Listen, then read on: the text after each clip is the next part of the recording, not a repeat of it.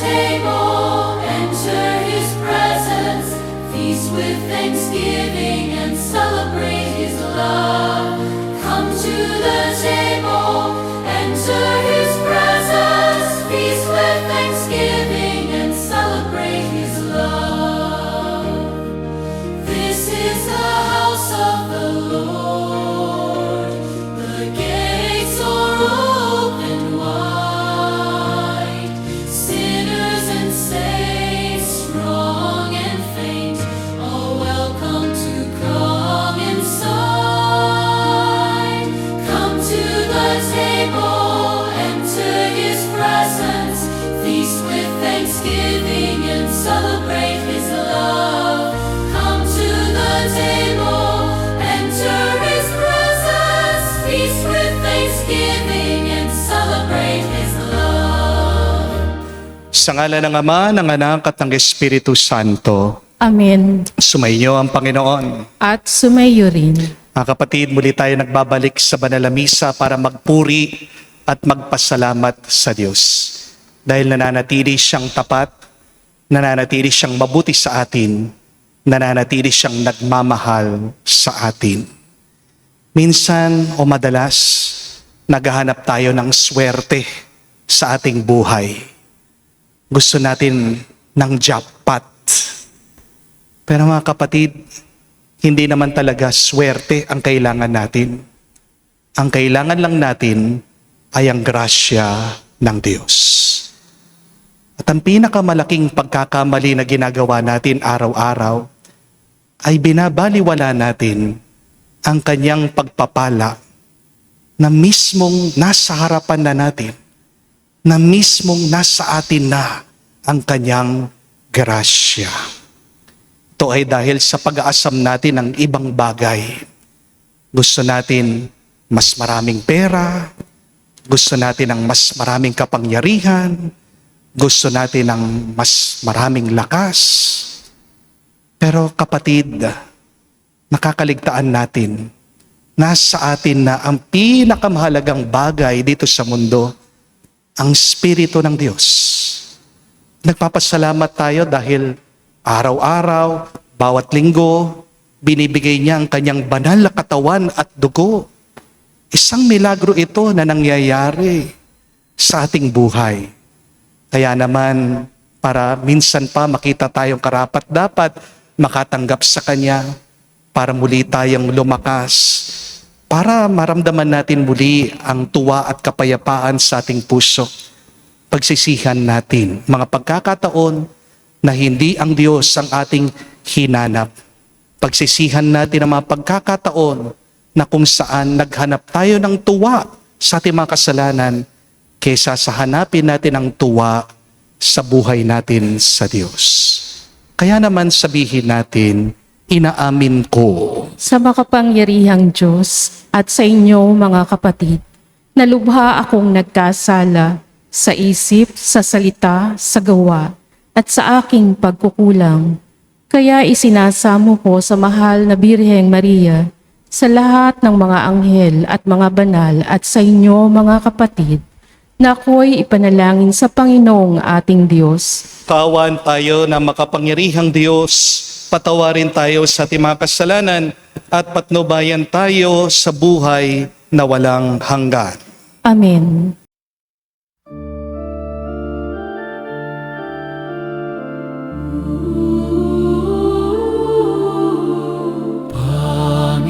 Panginoon, maaaka. Panginoon, mabaka.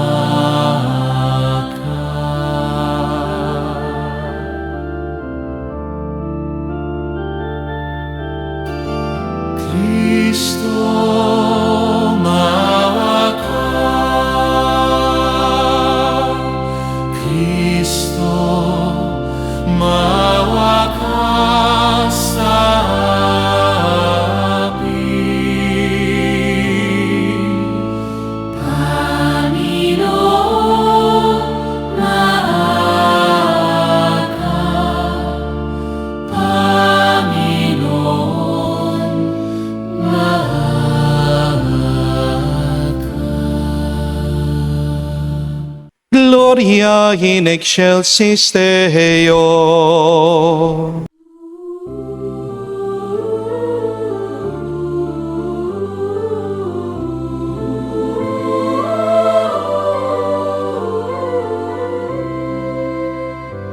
Luwalhati sa Diyos sa kaitaasan, kaloob sa lupa ay kapayapaan. Pinupuri ka at ipinagdarangal, sinasamba ka dahil sa dakila mong kaluwalhatian. Panginoon naming Diyos, Hari ng langit, Amang makapangyarihan, Panginoong Hesukristo, buktong na anak ng Diyos, Kordero ng Ama. Ikaw na nag-aalis ng mga kasalanan ng sanlibutan. Tanggapin mo ang aming kahilingan, ikaw na nanuluklok sa kanan ng Ama. Maawa ka sa akin, ikaw lamang ang manal, Panginoong Hesukristo, kasama ng Espiritu, sa luwalhati ng Ama. Amen. Amen. Amen. Amen. Manalangin tayo. Ama naming makapangyarihan, nililingap mo ang mga walang inaasahan kung hindi ikaw. Hindi may darangal at hindi magiging banal ang sinumang sa iyo mapapawalay. Dagdagan mo ang iyong kagandang loob sa amin upang sa iyong pamumuno at pangangasiwang magiliw.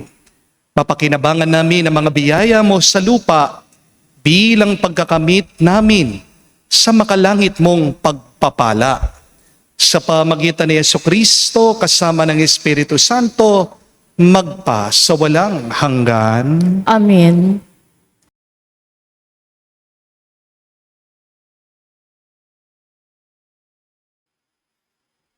Pagbasa mula sa unang aklat ng mga hari. Noong mga araw na iyon, ang Panginooy nagpakita kay Solomon sa panaginip. Ano ang ibig mong ibigay ko sa iyo? Sabihin mo. Wika sa kaniya. Sumagot si Solomon, Panginoong aking Diyos, ginawa mo akong hari bilang kahalili ng aking amang si David. Bagaman ako'y bata pa't walang karanasan, pinapamuno mo ako sa iyong bayan, sa bayang ito na hindi na mabilang sa dami. Bigyan mo ako ng isang pusong maunawain at marunong kumilala ng masama at magaling. Sapagkat sino ang maaaring maghari sa bayan mong ito na napakalaki? Ikinalugod ng Panginoon ang hiling ni Solomon, kaya't sinabi sa kaniya, Yamang hindi ka humiling para sa iyong sarili ng mahabang buhay, o kayamanan, o kamatayan ng iyong mga kaaway, kundi ang hiniling mo'y pagkaunawa at katalinuhang humatol.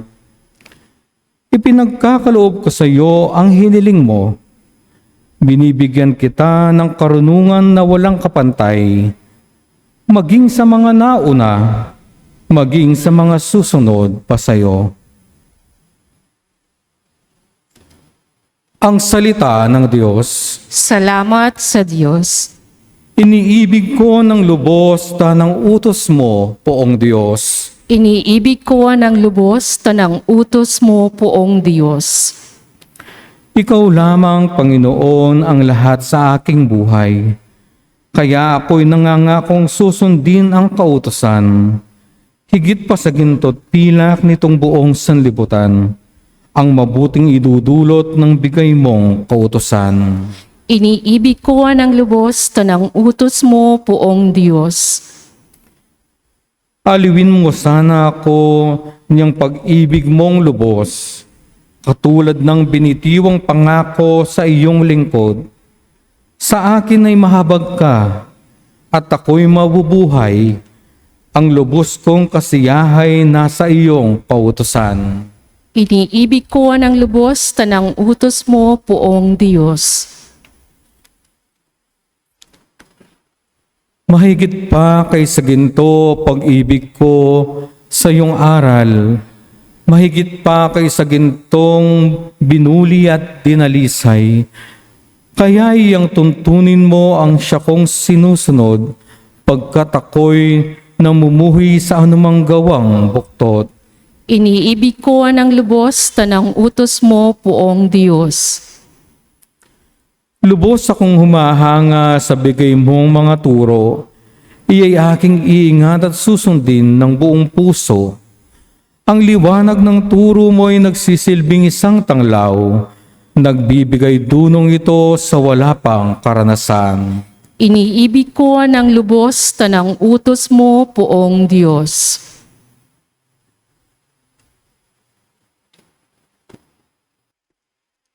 Pagbasa mula sa sulot ni Apostol San Pablo sa mga taga-Roma. Mga kapatid, alam natin sa lahat ng bagay, ang Diyos ay gumagawang kasama ang mga nagmamahal sa Kanya. Ang mga tinatawag ayon sa Kanyang panukala sa kanilang ikakabubuti. Sapagkat sa mula't mula pa'y alam ng Diyos kung sino ang sa Kanya. Ang mga ito'y itinalaga niyang maging tulad ng Kanyang anak, at sa gayon, naging panganay natin siya. At ang mga itinalaga niya noong una pa ay Kanyang tinawag. Ang mga tinawag niya ay Kanya ring ipinawalang sala, at ang Kanyang mga pinawalang sala ay Kanya namang binigyan ng karangalan. Ang salita ng Diyos. Salamat sa Diyos.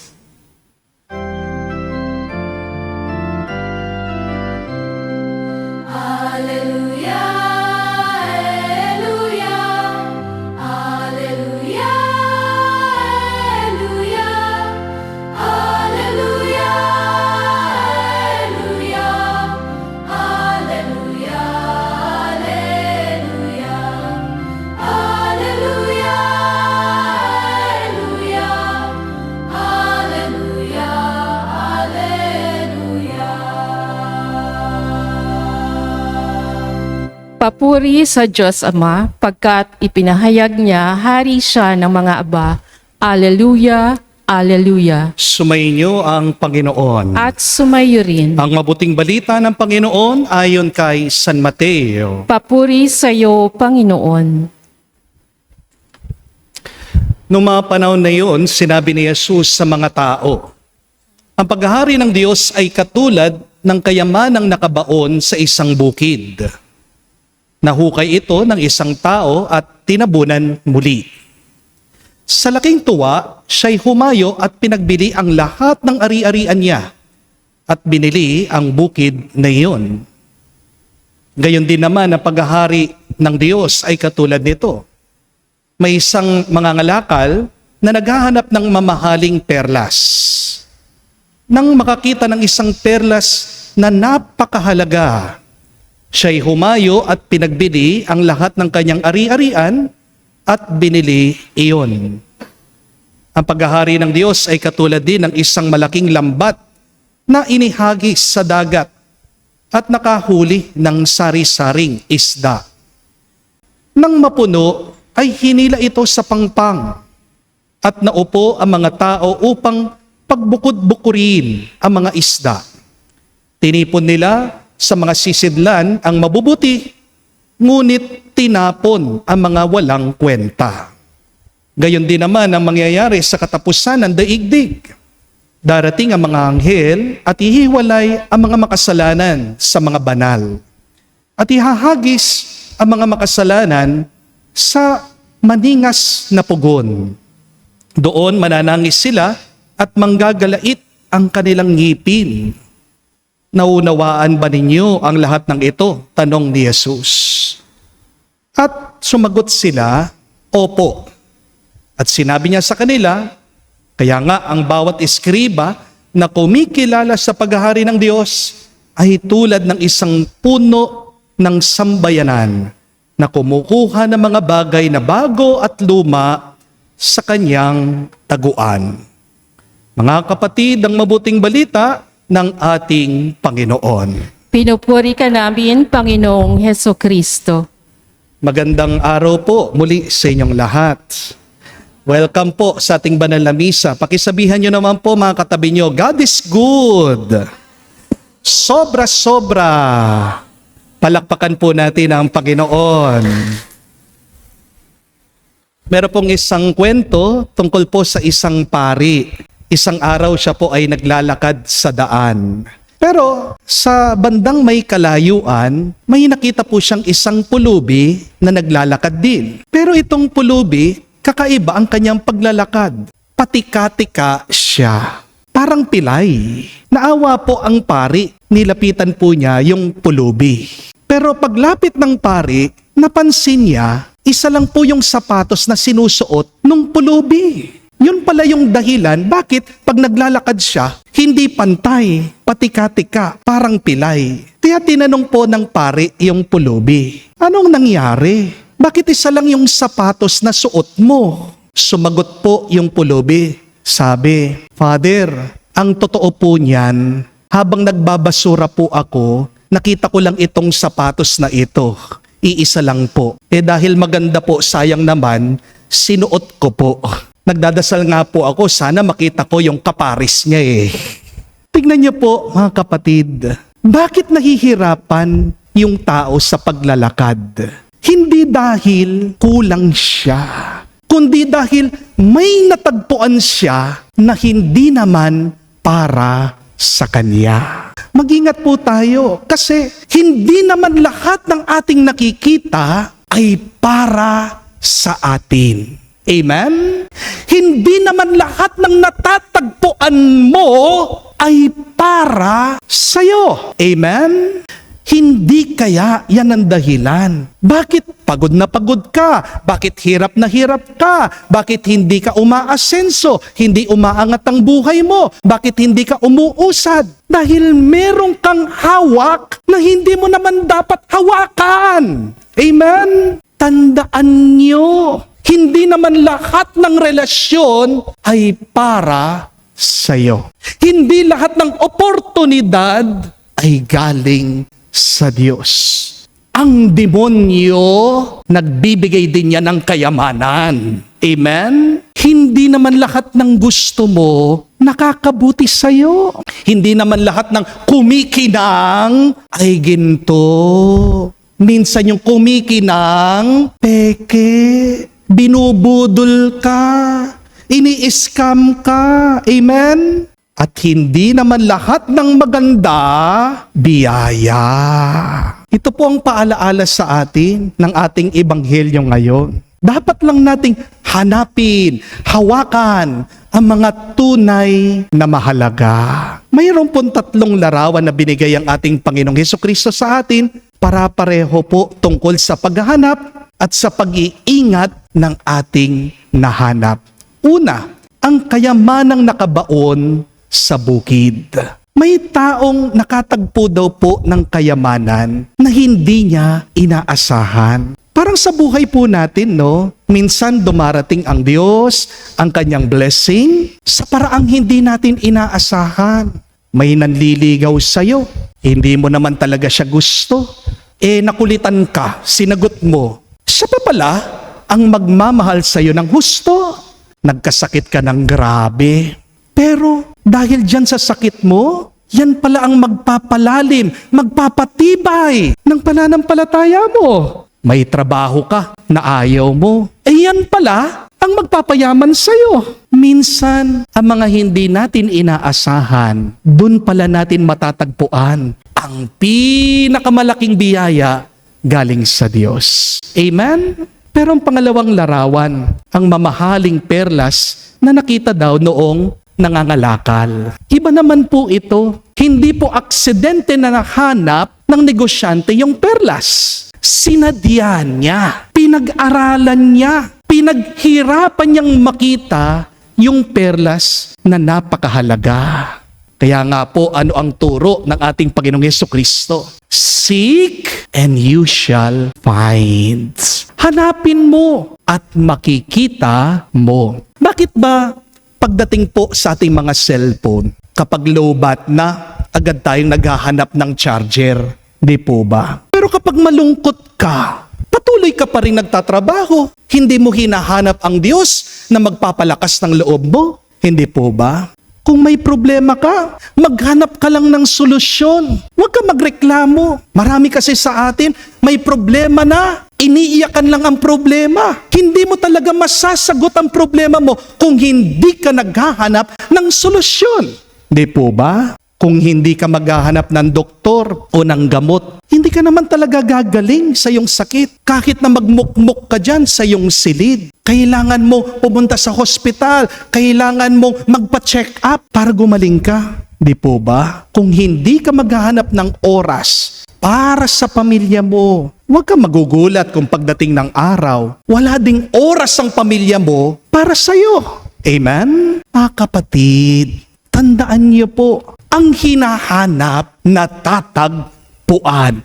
Kahit na matagal, hanapin mo. Mahahanap mo yan. Amen? Pero kung hindi ka talaga naghahanap, kahit na mag-wish ka, kahit na magdasal ka, hindi mo talaga mahahanap. Hindi po ba? Common sense lang yan eh. Kung hindi mo hahanapin, hindi mo matatagpuan. Kaya kung gusto mong makatagpo ng biyaya, yan ang hanapin mo araw-araw. Huwag kang magsasawa. Amen? Pangatlo pong larawan, ang lambat na naghihiwalay sa mabuti at sa masama. Pinakita po dito na hindi naman lahat ng natatagpuan natin ay mahalaga. Ibig sabihin, lahat ng nakikita mo, kailangan mong suriin, kilatisin. Yan ba ay mabuti? Yan ba ay kapaki-pakinabang? Mga kapatid, hindi lahat ng nahuhuli ay iniingatan. Meron tayo dapat isantabi. Meron din dapat tayong itapon. Ganito rin po sa ating buhay. Hindi naman lahat ng mga pumapasok sa isip mo, dapat paniwalaan mo. Hindi po ba?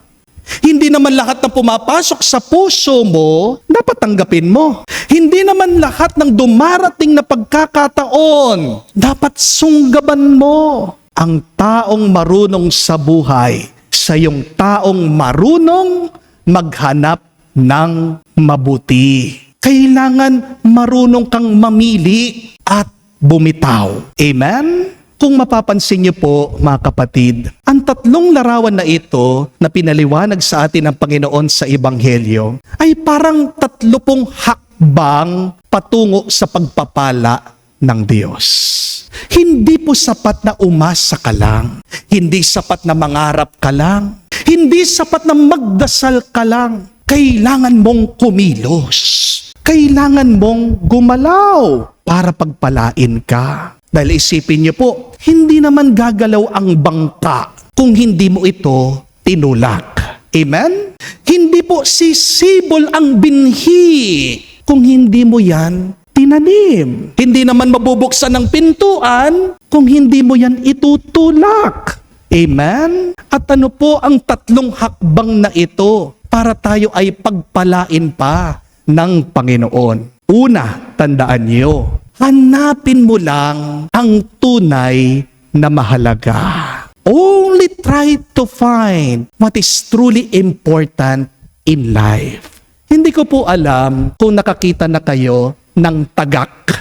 Alam niyo po yung mga tagak, yung puting ibon, minsan nasa bukid, minsan nasa mga fish pond. Pansinin niyo po yung mga tagak. Minsan, Isang oras po yan nakatayo dun sa tubig. Halos po hindi gumagalaw. Pero sa iba, parang akala nila wala pong ginagawa yung ibon. Pero ang totoo, kaya hindi po siya gumagalaw, naghahanap siya ng tamang isda na kakainin. Hindi naman po sumusugod yung ibon sa bawat galaw ng tubig. Hindi po siya nagmamadali. Hindi po niya pinagdidiskitahan yung mga maliliit na isda. Nagpapasensya siya, nagtsatsaga siyang naghihintay dahil ang mas gusto niya yung mas malaking isda.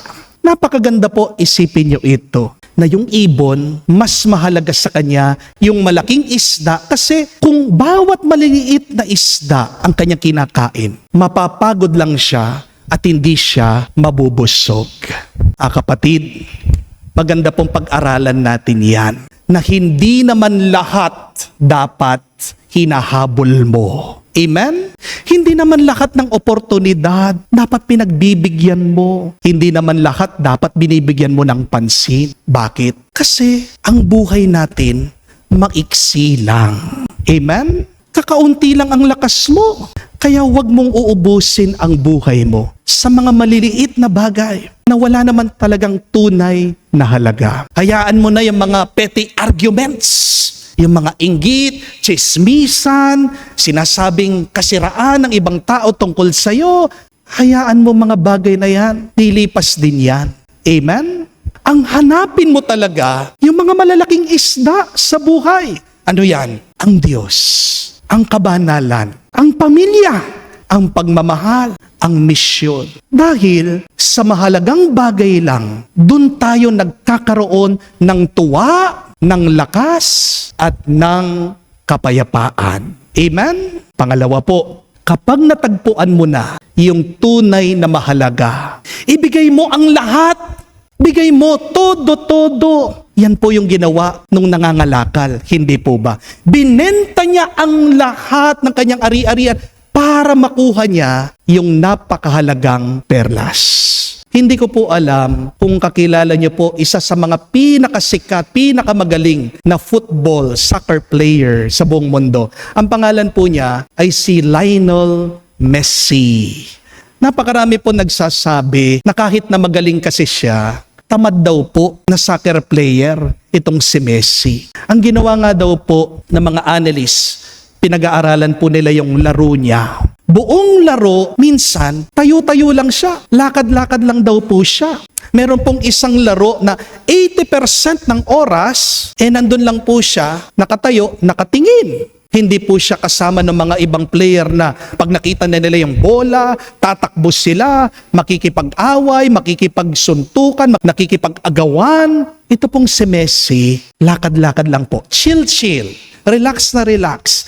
Tingin dito, tingin doon. Parang walang ginagawa. Minsan daw po, yung mga coach nila, galit na galit sa kanya, naiinis sa kanya kasi bakit parang wala siyang ginagawa. Pero pinag-aralan nila ng mabuti yung ginagawa niya. At naunawaan nila ano ba yung teknik niya, ano ba yung sikreto niya. Hindi po talaga siya tamad, matalino siya. Kasi habang yung iba po nakikipag-agawan, nakikipag-away doon sa bola, ito pong si Messi gumagawa ng plano. Paano niya makukuha yung bola sa pinakamabilis na panahon? Paano niya maipapasok ito sa goal? At tinignan po nila ito. Nakita po nila nung pong World Cup, isa pong contest na soccer, 200 times. Nagtingin-tingin daw po, nag-aaral si Messi. At nung nakakita daw po siya ng pagkakataon, dun po, buong lakas, napakabilis, kinuha niya yung bola at sinipa niya, nakapag-goal siya. Mga kapatid, marami sa atin nabibigo. Bakit? Kasi takbo na tayo ng takbo. Hindi po ba? Pero hindi natin alam saan tayo papunta. Di po ba?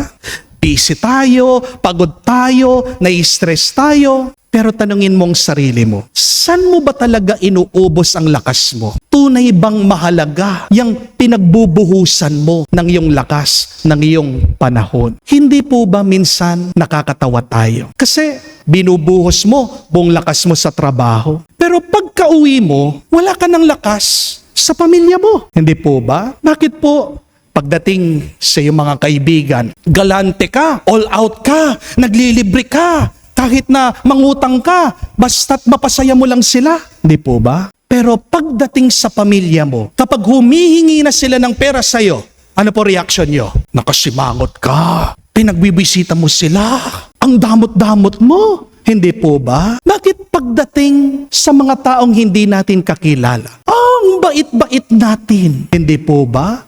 Ang sweet-sweet natin sa iba, ang galang-galang natin sa iba. Pero bakit pagdating sa asawa mo? Bakit pagdating sa mga anak mo? Pagdating sa mga kapatid mo, ang sakit mong magsalita, wala kang respeto, nagbubugnot ka, pinagbibisitan mo sila. Minsan, inuubos natin ang oras natin sa social media. Pero pagdating sa pagsisimba, agad naiinip tayo. Hindi po ba? Buti pa sa social media, buti pa sa TikTok, sa YouTube, sa TV. Kahit na maghapon ka na nanonood, okay lang sa'yo. Pero pag nagsisimba ka, 1 minute pa lang nag-umpisa yung pare, tinutulugan mo na. Di po ba? O tignan niyo yung mga katabi niyo. Baka natutulog na. Gising pa ba? Buhay pa ba? Marami po sa atin, may panahon para magnegosyo. Pero minsan, wala nang panahon para ingatan ang kanilang sarili. Pagkatapos nagtataka ka pa, bakit nagkasakit ka? Hindi po ba? Hindi balancing iyong oras. Minsan, bumibili pa tayo ng mga walang kwentang bagay para ma-impress lang natin ang mga tao na hindi naman natin talaga kakilala. Mga kapatid, maganda pong itanong ito sa ating mga sarili. Saan ko ba binibigay ang buong lakas ko? Because time is gold. Hindi po ba? Invest mo ng mabuti ang iyong oras dun sa talagang merong balik sa'yo, dun sa tunay na mahalagang magtatagal. Kung magbibigay ka rin naman ng oras, ng panahon, ng lakas mo, piliin mo yung nagbibigay sa'yo ng buhay. Amen? Piliin mo yung nagbibigay sa'yo na nagtatagal, na tuwa at saya. Amen? Pangatlo po, at kahuli-ulihan. Huwag mong ipagpapalit ang mahalaga sa walang kwenta. Hindi po sapat na makatagpo tayo ng kayamanan. Hindi po sapat na bigay mo lahat ng lakas mo para dito. Ang kailangan din natin gawin, bantayan mo, ingatan mo, pagyamanin mo yung tunay na mahalaga. Dahil marami pong bagay dito sa mundo na nakawin ng atensyon mo. Maraming bagay dito sa mundo na nakawin ng kapayapaan mo, ang pananampalataya mo. Tandaan niyo po ito, mga kapatid. Sa bawat pag-oo mo na sinasabi, may hindi kang sinasabi sa iba. When you say yes to one thing, you automatically say no to something else. Kaya ang pag-oo mo sa bisyo, pag hindi mo sa kapayapaan mo. Ang pag-oo mo sa katakawan ay pag hindi mo sa kalusugan. Ang pag-oo mo sa katamaran ay pag hindi mo sa iyong mga pangarap. Ang pag-oo mo sa kasalanan ay pag hindi mo sa kabanalan. Kung pipili ka na rin lang, piliin mo yung makakabuti sa'yo. Piliin mo yung nakakabuti talaga sa iyong kaluluwa. Meron pong isang ginang na pumunta po dito sa parokya kahapon lamang. May malubha pong sakit ito pong misis. Naka-face mask po siya dahil meron daw po siyang bukol sa kanyang lalamunan. Hirap na hirap po siyang magsalita. Napansin ko po, meron po nakasaksak na tubo sa kanya. Naka-NGT po siya. At pinagdasal ko po siya. Nag-pray over po ako sa kanya. Pero pagkatapos po ng panalangin, may inabot po siya sa aking cellphone. Sabi po ng mga anak niya sa akin, Father, hindi po siya makapagsalita. Kaya sinulat na lang po niya yung gusto niyang sabihin sa iyo. At binasa ko po yung mensahe. Sabi po nitong misis, doon sa sulat niya sa cellphone, kinakwento niya, meron daw pong manghuhula. Hinulaan siya. At sabi daw po ng manghuhula, maghihirap daw po siya sa buhay. Mababaon daw po siya sa utang. Magkakasakit daw po siya sa lalamunan, sa kanyang tiyan. Magiging pasaway daw po yung kanyang mga anak. At dun sa dulo po ng kanyang message, nagtatanong siya sa akin, sabi, Father, Totoo po kaya ito? Ano pong gagawin ko? Bakit po kaya parang nangyayari na sa akin yung hula? At tinignan ko po siya, sinabi ko po sa kanya, Nanay, alam niyo po ba kung bakit mas nakihirapan kayo ngayon? Hindi lang po dahil may sakit kayo. Kung hindi araw-araw, sinulat nyo pa dyan sa cellphone, nilalagay nyo sa isip nyo yung mga sinabi ng manghuhula. Imbis na panghawakan nyo po yung mga pangako ng Diyos, hinahawakan nyo pa rin yung salita ng takot. Imbis na ang mga pangako ng Diyos, ang ulit-ulitin nyo, tandaan nyo, inuulit-ulit nyo yung sumpa ng tao. Kaya, ang unang payo ko po sa inyo, sabi ko po doon sa misis, doon sa may sakit, burahin nyo na po yan, yung message na yan. Kalimutan nyo yan, ngayon na ngayon din, erase nyo yan. At ito po, dapat ang gawin nyo. Imbis na yung sumpang yan, yung hula na yan ang isipin nyo, araw-araw, isulat nyo sa cellphone nyo. 3 bagay na gusto nyong pasalamatan sa Diyos. Yan yung balikan nyo. Yung mga pagpapala, yung mga biyaya na pinagkakaloob ng Diyos sa inyo. Dapat yan ang pinupuno nyo sa inyong isip, sa inyong puso. Hindi ang takot, kung hindi ang inyong pananampalataya sa Diyos. Dahil ano ang nakasulat sa mabuting balita? Kung meron kang maliit na pananampalataya, walang imposible, sabihin mo sa bundok, aalis yan, sabihin mo sa mga puno, yan ay gagalaw. With just that little faith, plant it in your mind, plant it in your heart, yun yung mas mahalaga panghawakan niyo. Mga kapatid, piliin niyo yung mas mabuti. Yan ang ipasok niyo sa inyong buhay. Amen? Kasi, tandaan niyo po, ano man ang pinapasok niyo sa inyong puso, yan ang tumutubo. Kung anong iniingatan mo sa iyong loob, yan ang maghuhubog sa iyong buhay. Whatever you keep in your heart forms your life. Kaya kung may iingatan ka din, ingatan mo ng mabuti ang pananampalataya mo. Kung meron kang iingatan, ingatan mo ang salita ng Diyos. Ingatan mo ang tunay na kayamanan, walang iba kung hindi ang ating Panginoong Hesukristo. Kasi mawala man ang lahat sa iyo, puwera lang ang Diyos. Mabangkrap ka man, iwanan ka man ng iba, magkasakit ka man, kung si Kristo pa rin ang hawak mo. Kung si Jesus pa rin ang may hawak sa iyo, ikaw ay pupunuin niya ng pagpapala na umaapaw. May nawala man sa iyo, ibabalik niya yan. Sobra-sobra pa. Amen? Kaya magdasal po tayo sa banal na misang ito. Hari nawa, ingatan natin ang ating mga sarili. Unang-una, tandaan niyo po, hindi lahat ng natatagpuan mo ay para sa iyo. Hanapin mo lang ang tunay na mahalaga. Bigay mo ang buong lakas mo para dito at huwag mong ipagpapalit ang mahalaga sa walang kwenta. Kung gagawin natin ang mga hakbang na ito, tayo ay pagpapalain ng Diyos. Siksik, liglig, umaapaw. Ngayon, hanggang sa magpa, sa walang hanggan. Amen. Tumayo po tayo, pahayag po natin ang ating pananampalataya. Ating sabihin, sumasampalataya ako Sa Diyos, amang makapangyarihan sa lahat, na may gawa ng langit at lupa. Sumasampalataya ako kay Hesukristo, iisang anak ng Diyos, Panginoon nating lahat. Nagkatawan tao siya lalang ng Espiritu Santo. Ipinanganak ni Santa Mariang Birhen, pinagpakasakit ni Poncio Pilato, ipinako sa krus, namatay, inilibing, nanaog sa kinaroroonan ng mga yumao, nang may 3 araw na buhay na maguli, umakyat sa langit, naluluklok sa kanan ng Diyos amang makapangyarihan sa lahat. Doon magmumulat paririto at huhukom sa nangabubuhay at nangamatay na tao. Sumasampalataya naman ako sa Diyos Espiritu Santo, sa banal na simbahang Katolika, sa kasamahan ng mga banal, sa kapatawaran ng mga kasalanan, sa pagkabuhay na muli na nangamatay na tao, at sa buhay na walang hanggan. Amen. Mga kapatid, lubos tayong minamahal ng Diyos, kaya't binigay niya ang kanyang anak para sa atin. Nagtitiwala sa kanyang pag-ibig, idulog natin sa Kanya ang ating mga panalangin at sambitin natin. Panginoon, dinggin mo kami. Panginoon, dinggin mo kami para sa Santo Papa, mga obispo at mga pari.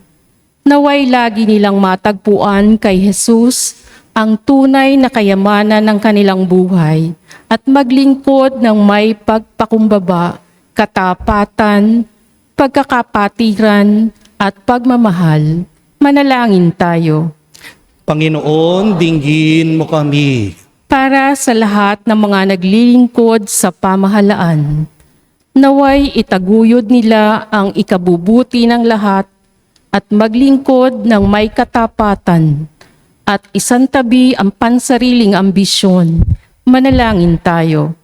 Panginoon, dinggin mo kami.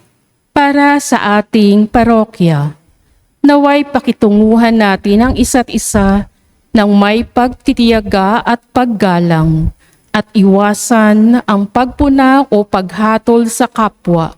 Manalangin tayo. Panginoon, dinggin mo kami. Sa katahimikan po ng ating puso, sabihin natin sa Diyos ang ating mga personal na pangangailangan. Maawaing Ama, binigay mo sa amin ang iyong anak bilang pinakadakilang kayamanan, ang perlas na may natatanging halaga. Dinggin mo ang aming mga panalangin at palawigin ang aming pag-ibig sa iyo araw-araw upang tapat naming masundan ang iyong anak at aming kapatid na si Jesucristo, aming Panginoon. Amen.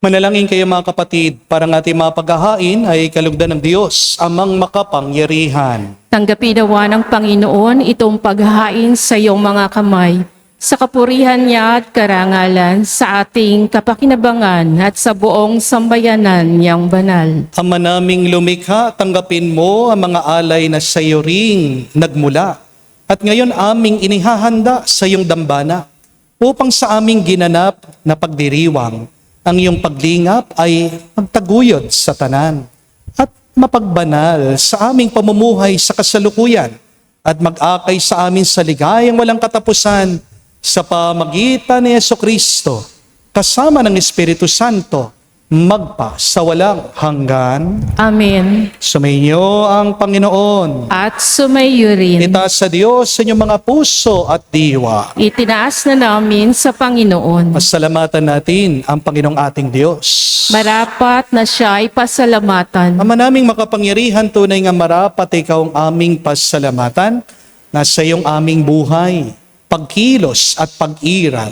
Sa pamumuhay namin araw-araw, tinatamasa namin ang iyong pagmamahal. Sa pag-ibig mo, pinunla sa sangkatauhan, ang Espiritu Santo'y unang aning bigay ng anak mong naglagak sa amin ng katiyakan. Nakalaang mabuhay kami sa piling mo kailanman. Kaya kaisa na mga anghel nagsisiawit ng papuri sa iyo nang walang humpay sa kalangitan, kami nagbubunyi sa iyong kadakilaan.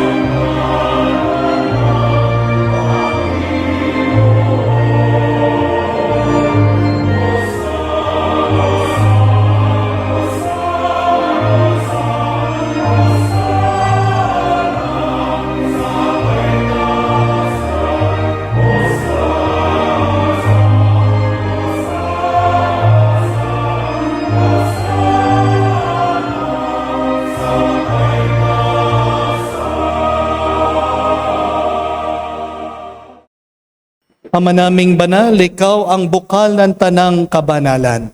Kaya't sa pamagitan ng iyong Espiritu, gawin mong banal ang mga kaloob na ito upang para sa amin maging katawan at dugo ng aming Panginoong Jesucristo. Bago niya pinagtiis ang kusang loob na maging handog, hinawakan niyang tinapay, pinasalamatan kanya, pinaghati-hati niya iyon, inabot sa kanyang malagad at sinabi, "Tanggapin ninyong lahat ito at kanin. Itong aking katawan na ihahandog para sa inyo."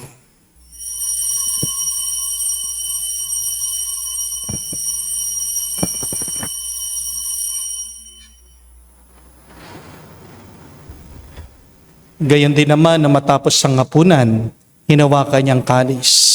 Muli kanyang pinasalamatan.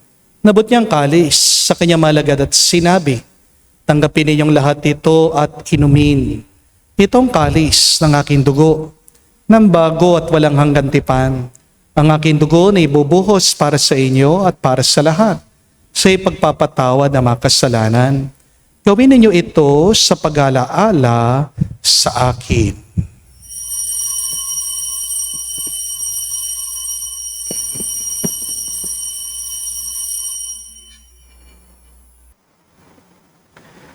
Ang misteryo ng pananampalataya. Aming ipinahayag na namatay ang iyong anak, nabuhay bilang Mesiyas at magbabalik sa wakas para mahayag sa lahat. Ama, ginagawa namin ngayon ang pag-alaala sa pagkamatay muling pagkabuhay ng iyong anak. Kaya tinialay namin sa iyong tinapay nagbibigay buhay at ang kalis na nagkakaloob ng kaligtasan.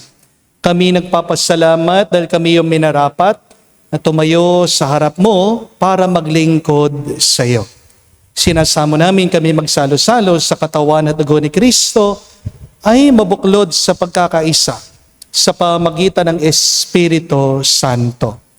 Ama, lingapin mong iyong simbahan, laganap sa buong daigdig.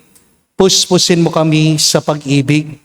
Kaisa ni Leon, ang aming Santo Papa, si Florentino, aming Arsobispo ng Tanang Kaparian. Alalahanin mo rin ang aming mga kapatid na nahimlay may pag-asang sila'y muling mabubuhay. Gayon din naman lahat ng mga pumanaw. Kawan mo sila't patuloyin sa iyong kaliwanagan. Kawan mo at pagindapatin kaming lahat makasalo sa iyong buhay na walang wakas. Kaisa na mahal na Birhen Maria, Ina ng Diyos. Kaisa ni San Jose, ang kanyang malwalhating esposo. Kaisa ng mga apostol, lahat ng mga banal. Si Santa Ana at si San Joaquin na namuhay dito sa daigdig na kalugod-lugod sa iyo. may pagdiwang nawa namin ang pagpupuri sa ikararangal mo sa pamagitan ng iyong anak aming Panginoong Heso Kristo. Sa pamamagitan ni Kristo, kasama niya at sa Kanya, ang lahat ng parangal at papuri ay sa iyo, Diyos Ama, makapangyarihan, kasama ng Espiritu Santo, magpasawalang hanggan. Amen. Amen. Amen. Amen.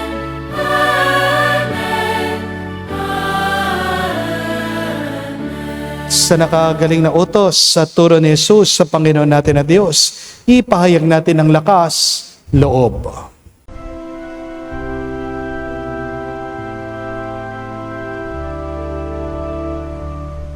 Ama namin, sumasalangit ka, sambahin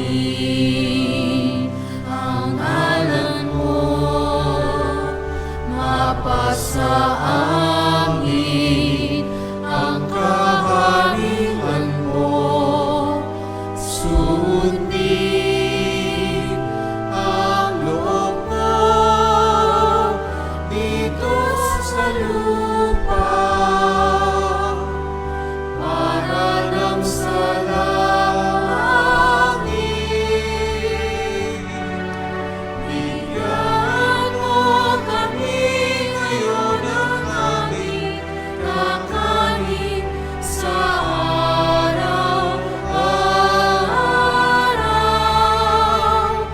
At patawarin mo kami sa aming mga sala para ng pagpapatawad namin sa nagkakasala sa amin. At huwag mo kami ipahintulot sa tukso, at iadya mo kami sa lahat ng masama.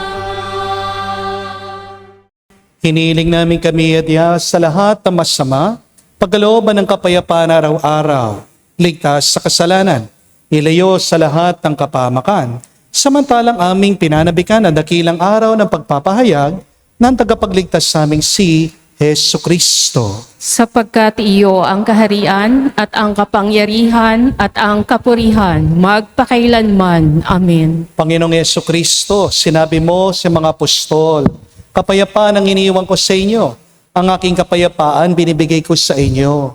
Tungayan mong aming pananampalataya at huwag ang aming pagkakasala. Pagkalooban mo kami ng kapayapaan at pagkakaisa ayon sa iyong kalooban, kasama ng Espiritu Santo, magpa sa walang hanggan. Amen. Kapayapaan ng Panginoon ay laging sumainyo. At sumayo rin. Magbigayan po tayo ng kapayapaan sa bawat isa. Peace with you po. Kapayapaan po sa inyong lahat.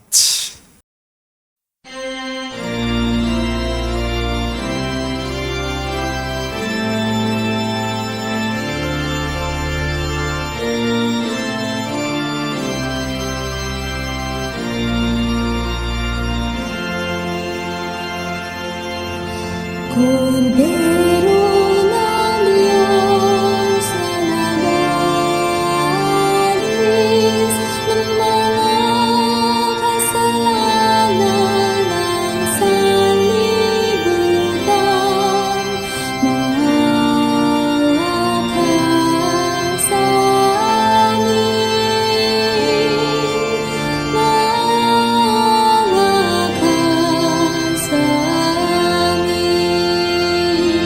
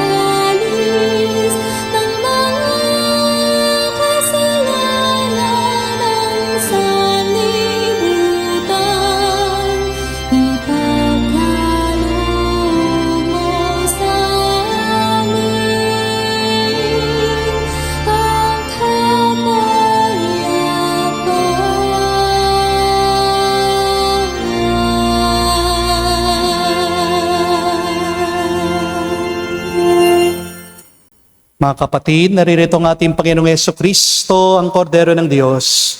Siyang nag-aalis sa mga kasalanan ng sanlibutan. Mapalad tayong lumalapit sa piging ng kordero. Panginoon, hindi ako karapat-dapat na magpatuloy sa iyo. Ngunit sa isang salita mo lamang ay gagaling na ako.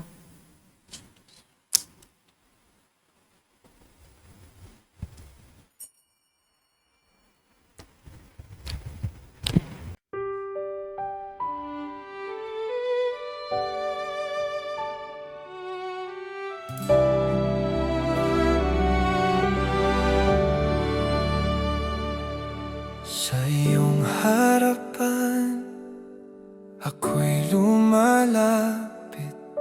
Taglay ang pusong tapat at tahimik.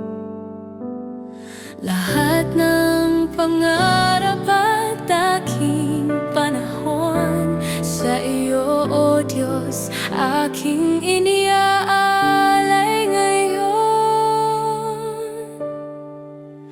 Buhay ko'y handog sa iyo, Panginoon. Ikaw ang gabay sa bawat pagkakataon. Sa iyong pag-ibig, ako'y nabubuhay. Ikaw ang lakas ko, magpakailanman. Sa bawat tibok ng puso't hininga, Ikaw ang aking awit at pag-asa.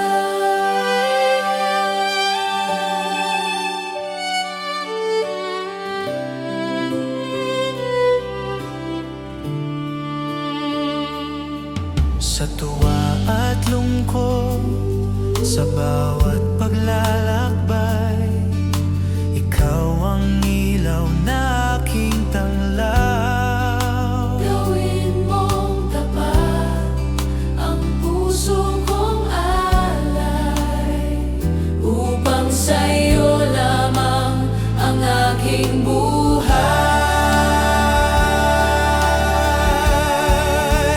Buhay ko'y handog sa iyo, Panginoon.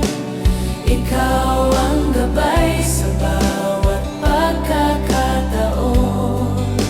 Sa iyong pag-ibig, ako'y nabubuhay. Ikaw ang lakas ko, magpakailanman. Sa bawat tibok ng puso't hininga, Ikaw ang aking awit at pag-asa. sa bawat tibok Langit ng puso't hininga, Ikaw ang aking at pag-asa. Sa bawat tibok ng puso't hininga, Ikaw ang aking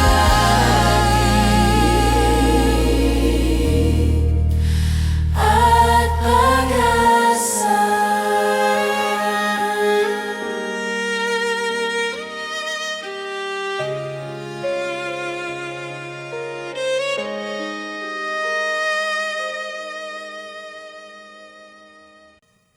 Inanyayaan ko po kayong lumuhod para sa panalangin para sa mga may sakit. Panginoong Yesus, lumalapit po kami sa iyo ngayon upang idulog ang kagalingan ng mga may sakit. Haplusin niyo po sila at pagkalooban ng panibagong lakas upang sila ay makapaglingkod sa iyo. Patawarin niyo po sana sila sa kanilang mga kasalanan at pagkalooban din ng kagalingang pangkaluluwa. Sa katahimikan po ng ating puso, banggitin natin ang mga pangalan ng mga kapatid nating may sakit o may karamdaman sa ating Panginoong Jesucristo. Hilingin natin ang mabilis silang kagalingan. Hinihiling namin ito sa ngalan ni Kristo, aming Panginoon. Amen. Panalangin para sa mga OFW. Ama, pinapanalangin namin sa iyong natatanging kahilingan ng lahat ng mga nagtatrabaho sa ibang bansa. Tulungan mo sila bawat sandali ng kanilang buhay habang nasa ibang bansa. Palakasin mo sila kapag pinanghihinaan sila ng kalooban. Pagalingin mo sila tuwing nagkakasakit. Aliwin mo sila kapag nalulungkot sila. Ilayo mo sila sa namang masama at kapahamakan upang magpatuloy sila lagi sa kanilang buhay.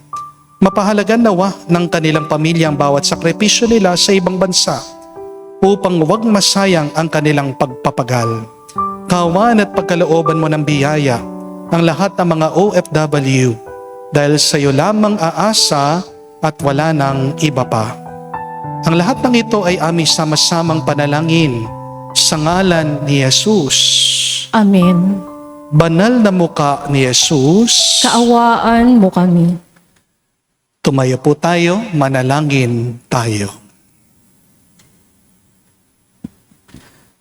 Ama naming mapagmahal, pinagsaluhan namin ang banal na pakikinabang, ang alaalang walang kupas ng iyong anak na nag-alay ng sarili niyang buhay para sa aming kaligtasan. Pagkaloob mong itong magdulot ng pag-unlad sa pinamana niya sa aming paglilikas. Bilang tagapamagitan kasama ng Espiritu Santo, magpa sa walang hanggan. Amen. Muli po sa ating mga followers nang galing sa malalayong lugar, lalong-lalo na po sa Maynila, sa Bulacan, Angat. Maraming salamat po sa inyong pagdating, pakikisalo sa ating online mass ngayong araw. Palakpakan po natin ang bawat isa dito. Thank you very much po. Huwag niyo pong kalimutan ang mabuting balita na minsan ang Diyos ang hahanap sa iyo, ang pagpapala ay mapapasayo sa oras, sa lugar na hindi mo inaasahan. Meron ka nang tinanggap na pagpapala, bendisyon at grasya. Minsan ang kailangan lang natin ay buksan ng ating mga isip, ang ating mga mata, ang ating puso para makita natin ito. At naway hanapin lang natin ang tunay na mahalaga. Maiksi lang ang buhay, kakaunti lang ang ating lakas. Huwag mo itong sasayangin sa mga pansamantalang lumilipas na hindi naman magbibigay sa iyo ng tuwa, hindi magbibigay sa iyo ng kapayapaan. Kapag nakita mo na ang pinakamahalaga, bigay todo mo na. Pero pag nakuha mo na, huwag mo nang papakawalan, huwag mo nang itong pagpapalit sa iba. Lalong-lalo na sa mga walang kakwenta-kwenta. Maganda pong suriin ang ating mga puso. Ano yung mga bagay na hinahawakan ko ngayon na akala ko tunay na mahalaga? Baka meron akong hawak-hawak, meron akong dinadala na pabigat lang sa akin. Baka meron akong hindi mabitawan na hindi naman talaga nakakatulong sa akin, lalong-lalo na sa aking kaluluwa. Isang magandang tanong dyan ay, kapag nawala ka na ba, yang hawak mong yan ay maipapamana mo ba sa iyong mga pamilya? Maipagmamalaki ba nila yung mga iniwan mo sa kanila? Meron po akong kakilala, isang matanda, dinala ko doon sa bahay niya. Pagkadami-dami po niyang koleksyon, mga plato, mga kutsara. Sabi ko, wow, ganda po, no? Iba po yung design. Alam niyo, sabi niya, Father, bodega na itong aking bahay, basura na lang yan. Minsan, kung kailan pagtanda natin, dun pa lang nating marirealize yun. Ang dami natin mga inipon na hindi naman natin madadala sa susunod na buhay. Hindi po ba? Yung hawakan mo, yung pangalagaan mo, yung pagyamanin mo, yung maipagmamalaki mo na maipapamana mo sa iyong mga minamahal. Yung hawakan mo, yung ingatan mo, yung maipagmamalaki mo din sa Diyos pag nagkita na kayo pagdating ng panahon. What is that very important thing that you can leave behind to your family? Yan po ang pagmunihan nyo ngayong araw. Kasi kung talagang tunay na mahalaga yan, anong epekto sa'yo? Magiging mas masaya ka, magiging mas masigla ka, magiging mas payapa ka araw-araw. Amen? Pinagdarasal ko po, naway ang hanapin nyo, yung tunay na mahalaga na pagpapala ng Diyos, na pinapangarap din ng Panginoon na mapa sa iyo. Sumainyo ang Panginoon. At sumayo rin. At kayo'y basbasan ng Diyos, makapangyarihan sa lahat. Sa ngalan ng Ama, ng Anak, ng Espiritu Santo, Amen. ang ating misa ay natapos na. Pumayo tayo sa kapayapaan ni Kristo. Salamat sa Diyos.